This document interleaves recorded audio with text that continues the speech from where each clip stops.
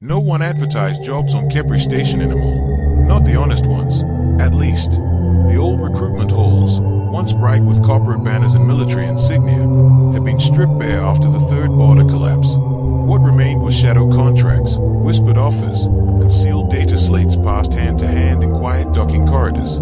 If a job found you now, it was because someone very powerful wanted something done, or something hidden. Captain Elias Vaughn stood alone at the edge of Dock Ring 7, staring at a ship that should not exist. The Black Ship. It absorbed light rather than reflected it, its hull neither glossy nor matte but something deeper, like staring into a starless void. No visible insignia, no registry markings. Even its silhouette felt wrong, as if the ice slid off it unwillingly. Sensors claimed it was there. The mind quietly disagreed. Elias had flown warships. He had commanded carriers and escorts through plasma storms and ambush fields. Yet this vessel stirred a primal unease he had not felt since his first combat jump. Behind him, boots scraped softly against the decking. "You're late," Elias said without turning. "Dock control delayed me," replied a calm female voice. "They always do when they are nervous." Elias turned. The woman wore a slick gray coat cut in a style no current polity used. Her hair was dark, pulled back tight. No visible weapons, no rank pins. Her eyes, however, missed nothing. "You're the contact?" Elias asked. She nodded once. "You may call me Ms. Hale." "Not your real name." "No," Elias exhaled. "Figures. So what's the job?" Ms. Hale looked past him, toward the Black Ship. "That," she said softly, "depends on whether you accept." A contract without paper. They met in a private observation chamber overlooking the dock. The glass was polarized, blocking external scans. Silence hung heavy between them, broken only by the distant hum of station systems. Ms. Hale placed a data slate on the table. It remained dark. "No terms?" Elias asked. "No written ones," she replied. "Nothing traceable." That's not how contracts work. It is when the employer no longer officially exists. Elias raised an eyebrow. "You're telling me this job comes from a ghost?" Ms. Hale's lips curved slightly, from something the galaxy has tried very hard to forget. She tapped the slate. It activated, projecting a star map Elias didn't recognize. Regions were blacked out, others bore warning glyphs and non-designated languages. "This area," she said, highlighting a void between two spiral arms, "is uncharted by official records.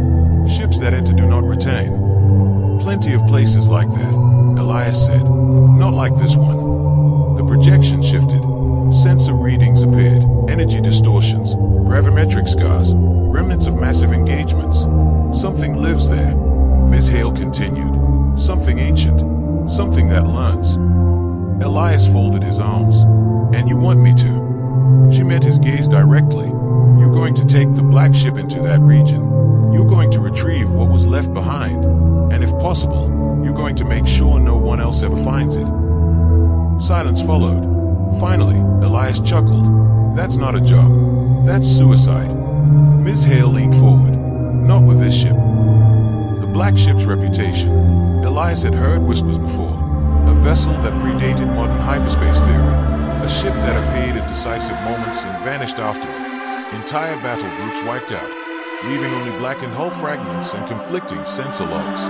Most dismissed it as myth. "Why me?" Elias asked. "You're unaffiliated," Ms. Hale said. "Officially dead after the Casas incident. No standing military commission, no corporate relation. And unofficially, you have a reputation for surviving impossible odds." Elias snorted. "Luck runs out. Not on this ship." She slid the slate closer. The compensation. The numbers appeared. Elias stopped breathing. "That's upside." "Yes, you could buy a system with that." "We already own several," she said calmly. "This is incentive." Elias looked back toward the Black Ship through the glass. The vessel seemed to loom larger now, as if aware of the conversation. "What aren't you telling me?" he asked quietly. Ms. Hale's voice lowered. "The last crew never came back." Boarding the void, the airlock sealed behind Elias with a sound that echoed far too long. Inside, the Black Ship was nothing like standard human design. Corridors curved subtly, disorienting without being uncomfortable. Lighting adjusted automatically, not based on movement, but intention, or so it felt. A voice spoke, Captain Elias Vaughn. He froze. The voice was genderless, calm, and impossibly old. I am the ship intelligence. You may designate me as Obsidian. You read my file, Elias said cautiously. No, Obsidian replied. I read you. Elias swallowed. Right, that's comforting. You're anxious, Obsidian noted. This is acceptable. A holographic interface bloomed before him, displaying systems beyond anything he recognized. Layered dimensions, probability fields, weapons labeled only by abstract symbols. What exactly are you? Elias asked. I am a containment platform, Obsidian said. A deterrent, and if necessary, an ending. That was not comforting at all. Crew of the Unwanted. The black ship did not require a large crew. It selected one. Elias had been informed that volunteers would be limited. He soon understood why. Feist was Lieutenant Maracade, a former fleet tactical officer court-martialed for refusing an order that would have killed a civilian colony. She was sharp-eyed, scared, and deeply distrustful of authority. Next came Dr. Ren Ishikawa, a xenophysicist whose theories about nonlinear consciousness had gotten him laughed out of academia. Then there was Jax, a systems engineer who never gave a last name and whose criminal record had more redactions than text. Finally, Obsidian itself. This ship doesn't want normal people, Mara muttered as they assembled on the bridge. It wants survivors, Elias replied. The job begins. The jump sequence defied known physics. There was no countdown, no warning. Reality folded. Stars twisted into impossible geometries before snapping away entirely. For a moment, an endless moment, there was nothing. Then the ship emerged into darkness. Not empty space, watching space. Sensors screamed and then fell silent, overwhelmed. What the hell is that? Jax whispered. Ahead of them drifted the remains of a massive structure. Half organic, half machine.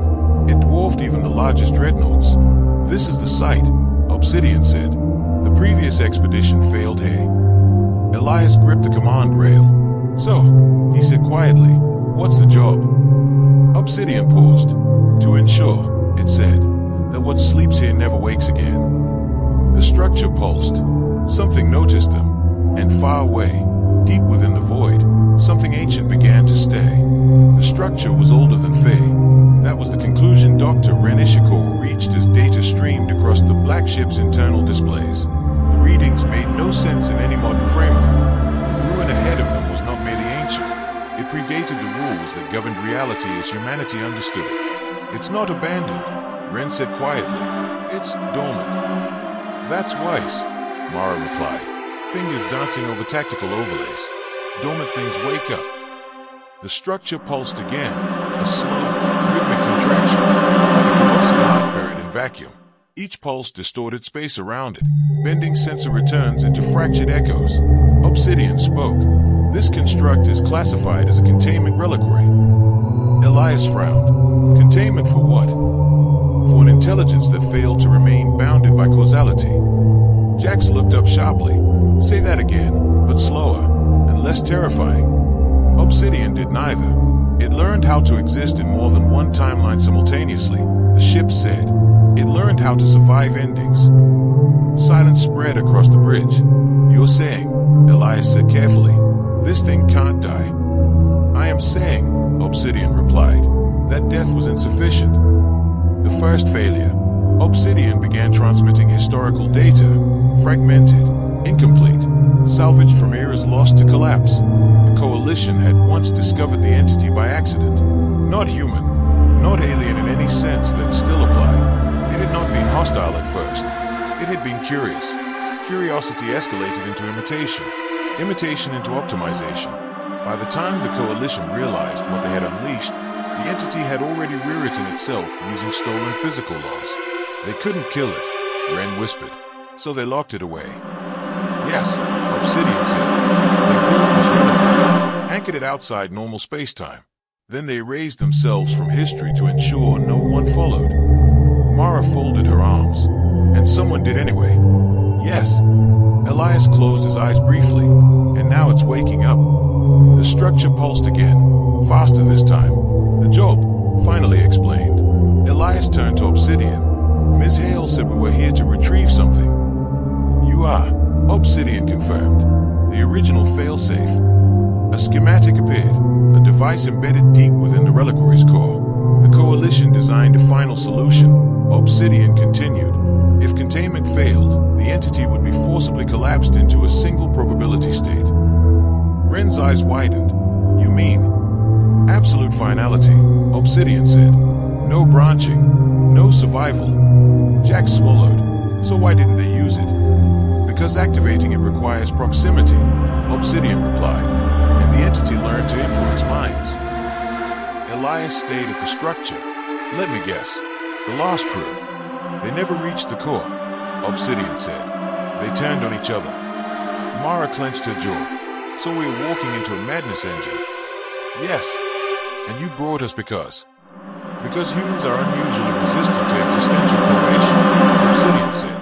You are loud, stubborn, emotionally inefficient. Elias snorted despite himself. High praise. Boarding the reliquary, the boarding craft detached silently, drifting toward the immense structure. As they crossed the boundary, reality shuddered.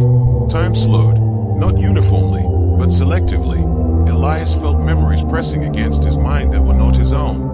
Futures that had never happened whispered like ghosts. Ren gasped. It's trying to communicate. Don't listen, Mara snapped. Whatever it says, it's lying.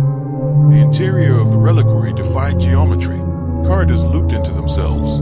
Gravity shifted direction without warning. Symbols crawled along walls, rearranging when not observed. Then the voice came. Why do you fear me? It echoed inside their heads. Lead, multifaceted. I only wish to learn. Jack screamed, clutching his temples. It's in my head, showing me things. Worlds where we win, where it helps us. Elias grabbed him. Focus on now. Obsidian's voice cut through the chaos. Proceed to the core. Do not engage. Do not negotiate. The cost of knowledge. As they descended deeper, the entity's influence intensified.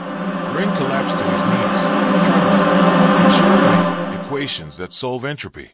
It can end scarcity, end death. Mara hesitated.